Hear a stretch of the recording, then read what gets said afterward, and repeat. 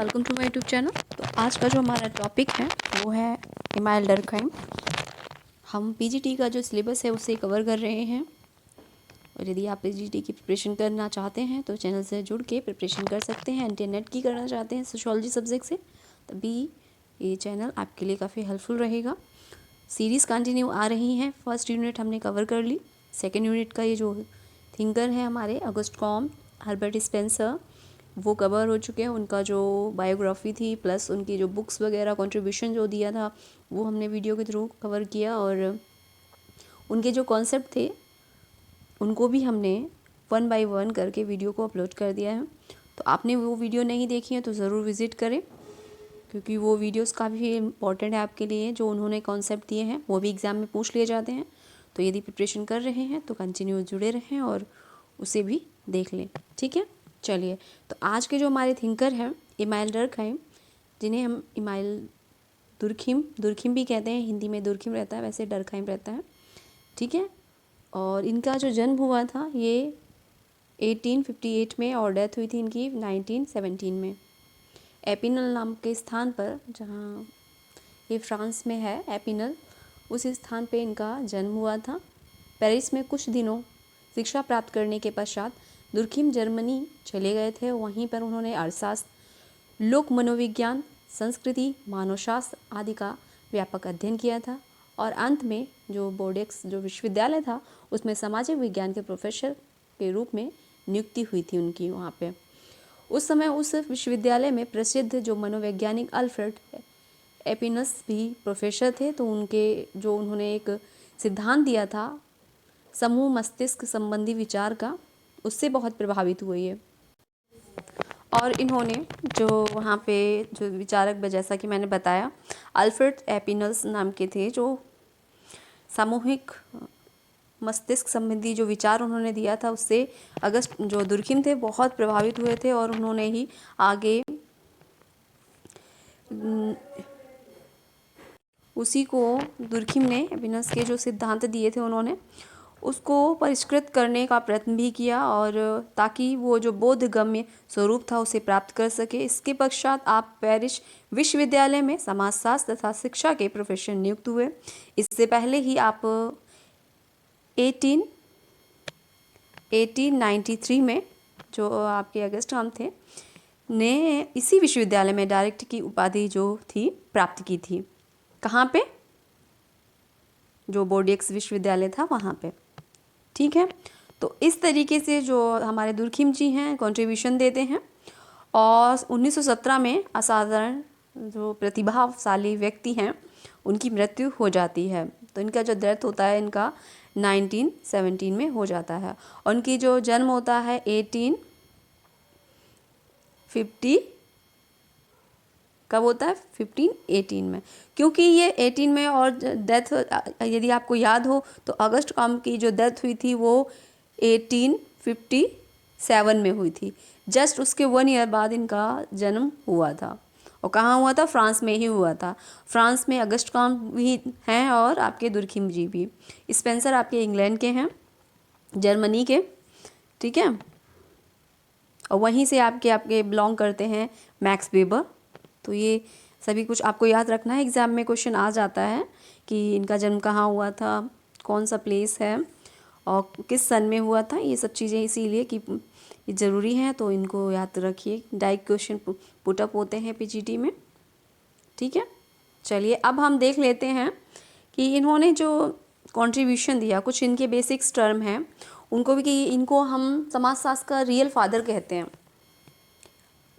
जो फादर हैं वो हमारे हैं अगस्त कॉम्ट, लेकिन रियल फादर किसे कहा जाता है? ये इमाइल डर्कहाइम को कहा जाता है। और सेकंड फादर यदि किसी को कहा जाता है वो आपके हर्बर्ट स्पेंसर जी हैं। ठीक है, तो बिल्कुल कंफ्यूज मत होइएगा, तो तीनों अलग हैं। और पहले तो हमारे जिन्होंने पिता ने नाम दिया अगस्त कॉम्ट, पृष्ठ तैयार किया, एक नाम दिया, वो है आपके अगस्त कॉम्ट। रियल फादर जो है वो आपके इमाइल डर्कहाइम हैं और सेकंड पिता कहे जाते हैं तो हर्बर्ट स्पेंसर जी को कहा जाता है। ठीक है, और इमाइल डर्कहाइम जो थे इन्होंने जो समाजशास्त्र पहला अकादमिक समाजशास्त्री भी इनको माना जाता है, अकादमिक समाजशास्त्री भी माना जाता है, तो इसे भी आप याद रखिएगा। और इन्होंने वैज्ञानिक नैतिकता का जो समाज की एकता का आधार बताया है, वैज्ञानिक नैतिकता को इन्होंने समाज का आधार बताया है। और नैतिकता एक ऐसा दर्शन है जो धर्म का स्थान ले सकता है, जो कि विज्ञान द्वारा ही संभव है, ये दुर्खिम ने कहा है। दुर्खिम ने को जो है प्रोस्टल डी कोलेंस की जो पुस्तक है द एंशिएंट सिटी से बहुत अधिक ये प्रभावित हुए थे। ठीक है, चलिए आगे देख लेते हैं। फ्रांस के समाजशास्त्री जो हैं आपके अगस्ट कॉम्ट के उत्तराधिकारी के रूप में इन्हें जाना जाता है, इमाइल डर्कहाइम को। ठीक है, कई नाम इनके दिए हुए हैं। एक उत्तराधिकारी के रूप में रियल फादर कहे जाते हैं। ठीक है, और इन्होंने ही जो कहा जाए तो पहले अकादमिक समाजशास्त्री भी कहे जाते हैं। तो ये सभी चीज़ें आपको याद रखनी है, एग्जाम में क्वेश्चन आ जाए तो कंफ्यूज बिल्कुल नहीं होइएगा। आगे इन्होंने जो टर्म दिया है प्रत्यक्षवादी, ये तो वैसे अगस्ट कॉम्ट का प्रत्यक्षवादी जो टर्म है ये दिया हुआ है, इन्होंने भी उसे फॉलो किया है। अपनी समाजशास्त्र को वास्तविक रूप देने के लिए वैज्ञानिक तरीके से इन्होंने भी अध्ययन किया है, वैज्ञानिक दृष्टिकोण को भी इन्होंने अपनाया है उसमें। और सामाजिक घटनाओं को जन्म देने से सामूहिक चेतना या समान विचार, धारणाओं और भावनाएं बहुत महत्वपूर्ण होती हैं, ऐसा इन्होंने माना है। ठीक है, दुर्खिम की प्रमुख कृतियां हैं, उन्हें भी देख लेते हैं। कृतियां मतलब पुस्तकें वगैरह इन्होंने जो लिखी हैं। The division of labour in society जो इन्होंने लिखी थी 1893 में। The rules of sociological method ये लिखा है आपने 1895 में।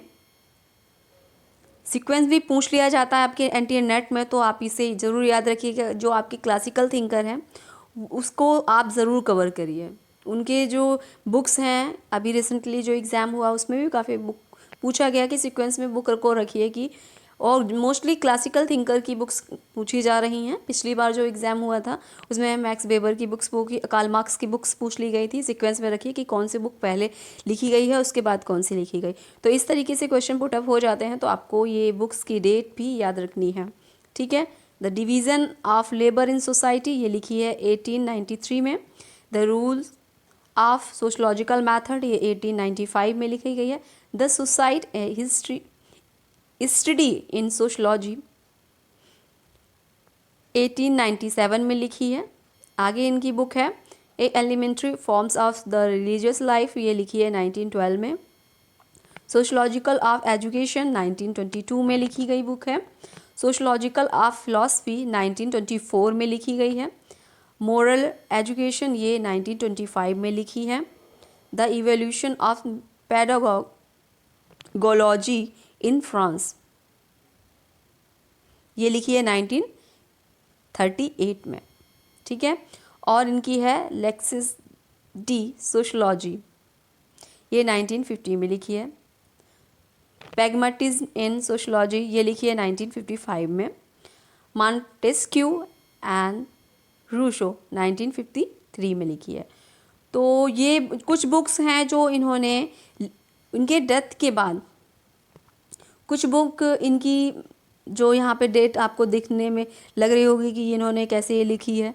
इनकी डेथ तो हो गई थी 1917 में, और ये बुक्स तो यहाँ तक आ रही हैं 53 में आ रही है, 55 भी आ रहा है। तो इनकी जो बुक्स ये जो बाद में आई हैं, तो पहले इन्होंने लिख दी थी, लेकिन पब्लिश जब हुई हैं, जब उनकी पत्नी ने उनको ये जो बुक्स हैं जो उन्होंने लिखी थी उनको बाद में पब्लिश कराया, तो वही डेट यहाँ पे मेंशन है। ठीक है, चलिए आगे देखते हैं। आगे इनका जो इन्होंने पद्धति मेथोडोलॉजी जो फॉलो किया है, यहाँ पे हम उनके जो उन्होंने कंट्रीब्यूशन दिए हैं उन्हीं को देखेंगे। बाकी हम नेक्स्ट वीडियो में डिटेल में जो भी इनके कॉन्सेप्ट हैं सभी कॉन्सेप्ट हम कवर करेंगे। ठीक है, तो अभी हम इनके जो ब्रीफली देख लेते हैं इन्होंने कौन कौन से टर्म दिए हुए हैं। एग्जाम में पूछे भी जाते हैं, डायरेक्ट क्वेश्चन भी बनता है, और आपके इनडायरेक्ट भी क्वेश्चन जो आपका नेट का है सिलेबस उसमें पूछा ज़रूर जाता है। ठीक है, तो चलिए देख लेते हैं। इनकी जो पद्धति थी दुर्खिम जी की, उन्होंने समाजशास्त्री प्रत्यक्षवाद के रूप में भी जाना जाता है। ठीक है, अगस्ट कॉम्ट ने इस टर्म को दिया है, तो इन्होंने इसको फॉलो भी किया है। तो इस रूप में भी इनको समाजशास्त्र में समाजशास्त्री के प्रत्यक्षवाद के रूप में भी जाना जाता है। और इन्होंने सामाजिक तथ्यों को वस्तु माना है, सभी पूर्व धारणाओं का उन्मूलन और कतिपय सामान्य बाह्य वस्तुओं पर जो विशेषताएं होती हैं, बाह्य विशेषताओं द्वारा पूर्व परिभाषित घटनाओं का समूह तैयार करना, सामाजिक तथ्यों की वैयक्तिक अभिव्यक्तियों से स्वतंत्र अनुसंधान। इन्होंने कहा है कि यदि हम किसी चीज़ का निरीक्षण परीक्षण कर रहे हैं, प्रत्यक्ष रूप से किसी चीज़ को देख रहे हैं, सोसाइटी को देख रहे हैं, तो सोसाइटी को क्या करना चाहिए, जो तथ्य हैं, समाज में जो तथ्य हैं उनको एक वस्तु के रूप में देखना चाहिए और सभी जितनी भी पूर्व अनुधारणा जो धारणा माइंड में सेट कर रखी उन सबका निकाल देना चाहिए, उन सबको माइंड में नहीं रखना चाहिए। जो सामने दिख रहा है प्रत्यक्ष रूप से उसका ही अनुकरण करना चाहिए, उसी को समझना चाहिए। ये नहीं पूर्व धारणाएं बना ली हैं कि ये चीज़ ऐसी है तो उसको उसी तरीके से नहीं समझना है, उसको बिल्कुल ब्लैंक तरीके से समझना है कि जो है उसी को उसी तरीके से देखना है। एक कोई भी जैसे कि अब उन्होंने वस्तु कहा कैसे माना है, तथ्यों को वस्तु मान लिया, तथ्य उन्होंने जो समाज में तथ्य वाला भी कॉन्सेप्ट इन्होंने दिया है अगस्ट कॉम्ट ने। तो इनकी जो वीडियो है नेक्स्ट वीडियो में हम तथ्य क्या होते हैं, इन्होंने तथ्यों का जो कॉन्सेप्ट दिया है, समाजशास्त्री जो तथ्य बताए हैं इन्होंने, सोशल फैक्ट तो क्या बताए हैं, तो उनको भी हम देखेंगे कि तथ्य के बारे में इन्होंने कौन सी अवधारणाओं को प्रस्तुत किया। तो इन्होंने बताया कि जो तथ्य होते हैं उनको वस्तु माना और तथ्य किसको माना है, इन्होंने तथ्य उन व्यवहारों जो व्यवहार हैं, जो चीज़ें स्वतंत्र हैं, जैसे व्यवहार हैं, विचार हैं, अनुभव हैं, क्रियाएं हैं, जो दिखाई नहीं देते, लेकिन उन्होंने कहा कि वो वस्तु हैं, उसे मूर्त रूप से देखिए, ठीक है, उसे देखिए और वस्तु मानिए। उसके आधार पे कोई भी पूर्व अवधारणा नहीं रखनी है आपको। यदि आप प्रत्यक्ष रूप से किसी चीज़ का निरीक्षण कर रहे हैं तो अपनी जो धारणाएं हैं पहले उस पक्ष में उसे नहीं रखना है, उससे अलग होके उसको बिल्कुल नेगलेक्ट करके जो जिस चीज़ को जिस तरीके से देखने का अन्वेषण करना है उसे देखिए, अवलोकन करिए। फिर और उन्होंने बताया जो बाह्य हैं, कतिपय सामान्य बाह्य विशेषताओं द्वारा पूर्व परिभाषित घटनाओं का समूह तैयार करिए। सामूहिक जो तथ्य हैं उसे व्यक्तिगत अभिव्यक्ति से स्वतंत्र अनुभव, जो अनुसंधान आपको करना है तो अपने व्यक्तिगत जो अनुभव हैं उन तथ्यों को क्या करना है, उन तथ्यों से स्वतंत्र होना है। आगे अब देख लेते हैं इनके जो कॉन्सेप्ट हैं, अवधारणा और सिद्धांत। अवधारणाएं क्या हैं इनकी, अवधारणा और सिद्धांत। सामाजिक तथ्य की अवधारणा इन्होंने दी है, ये भी हम नेक्स्ट वीडियो में समझेंगे कि इन्होंने सामाजिक तथ्य की अवधारणा क्या दी है, ठीक है। वैसे तो इन्होंने सामान्य रूप से कहा है सामाजिक तथ्य के बारे में कि समाजशास्त्र अन्य विज्ञानों का केवल योग नहीं बल्कि एक स्वतंत्र विज्ञान है, अतः सामाजिक तथ्य ही समाजशास्त्र की वास्तविक विषय वस्तु है।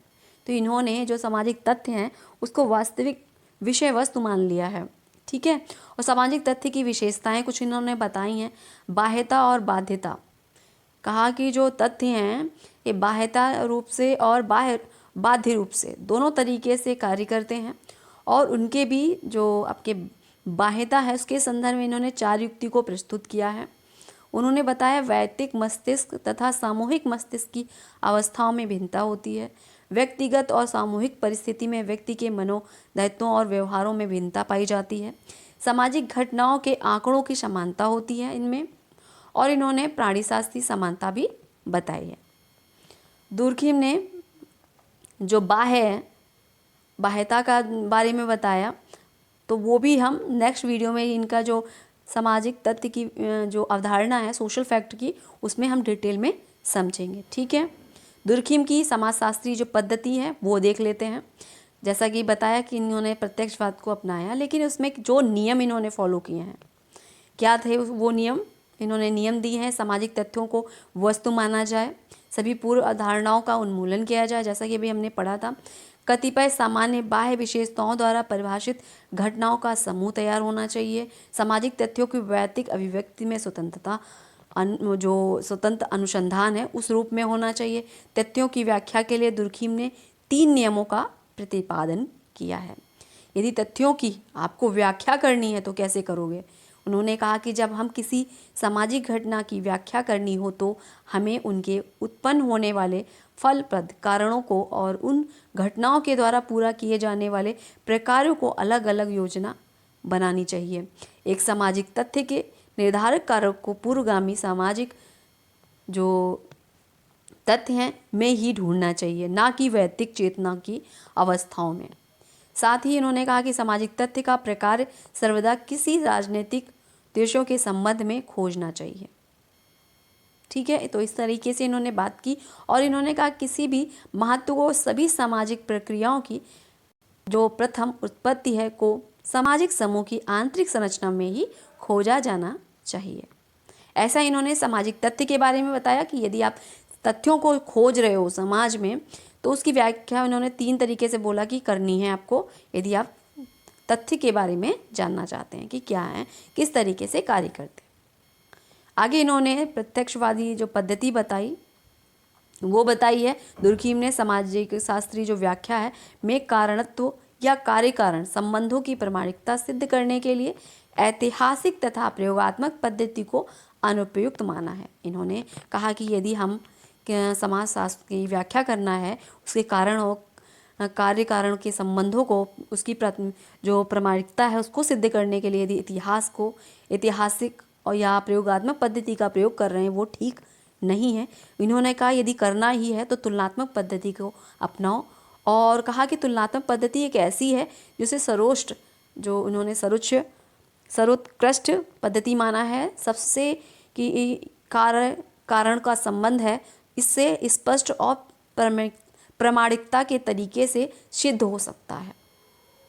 आगे इन्होंने कहा कि इस बात को बताने के लिए कि वे प्रदत्त घटना किसी अन्य घटनाओं का कारण है, हमारे पास केवल एक उपाय है, अर्थात उन मामलों की तुलना करना जिसमें वे एक ही समय में उपस्थित या अनुपस्थित हैं, या देखना कि क्या परिस्थितियों के इन विभिन्न संयोगों में उनके द्वारा उत्पन्न भिन्नताएं या संकेत करती हैं कि वे एक दूसरे पर निर्भर करते हैं। इन तथ्यों को बिना अपने नियंत्रण में लाकर तथा उनके स्वाभाविक रूप में ही उन्हें एक दूसरे के निकट लाने की पद्धति को ही अप्रत्यक्ष प्रयोग या तुलनात्मक पद्धति कहा जाएगा। तो यदि क्वेश्चन बन जाता है कि दुर्खिम ने किस पद्धति को अपनाया है, एग्जाम में आया था एंटी नेट के, तो इन्होंने तुलनात्मक पद्धति को अपनाया है। ठीक है, विशेषताएं और उपयोगिताएं क्या हैं? यह पद्धति दर्शन शास्त्र से पूर्णतया स्वतंत्र है, यह पद्धति वस्तुनिष्ठ है, यह पद्धति पूर्णतया समाजशास्त्री है। ठीक है, आगे इन्होंने सामूहिक प्रतिनिधित्व की अवधारणा दी है, कॉन्सेप्ट्स ऑफ कलेक्टिव रिप्रेजेंटेशन, तो ये दिया है इन्होंने। ये नेक्स्ट वीडियो में जैसा कि मैंने बताया डिटेल में बताऊंगी ये क्या है। सामाजिक एकता का सिद्धांत दिया है, theory of social solidarity on और यूनिटी, इसे हम यांत्रिकी व सामूहिक एकता के रूप में जानेंगे। इस कॉन्सेप्ट को भी देखेंगे अगली वीडियो में। ठीक है, मैकेनिकल एंड ऑर्गेनिकल जो इन्होंने यूनिटी की बात की है उसको हम नेक्स्ट वीडियो में समझेंगे। ठीक है, इसकी विशेषता इन्होंने बताई है कि यांत्रिक एकता की अवस्था में समाज दमनकारी कानून का प्रचलन है, जबकि सावयवी एकता में एकता की अवस्था होती है, प्रतिकारी कानून का प्रचलन होता है। इसी की जो विशेषता है अलग अलग प्रस्तुत की है इन्होंने, तो वो हम अगली वीडियो में जैसा कि मैंने बताया डिटेल में समझेंगे। ठीक है, दमनकारी कानून प्रतिकारी कानून के बारे में इन्होंने बताया है।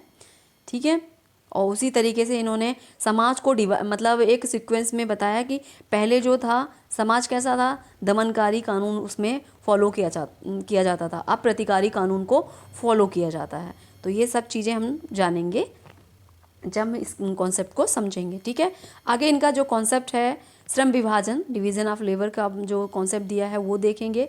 धर्म का सामाजिक सिद्धांत भी दिया है, इसे भी देखेंगे। आत्महत्या का इन्होंने सिद्धांत भी दिया है, ये तो पता ही होगा आपको, दुर्खिम का है। और इन्होंने जो टाइप्स बताए हैं, अहमवादी आत्महत्या, परार्थवादी आत्महत्या, अस्वाभाविक आत्महत्या, तो इसे भी हम डिटेल में देखेंगे। आगे इन्होंने विसंगति की अवधारणा भी दी है। तो एनोमी की जो डेफिनेशन है, क्या कॉन्सेप्ट है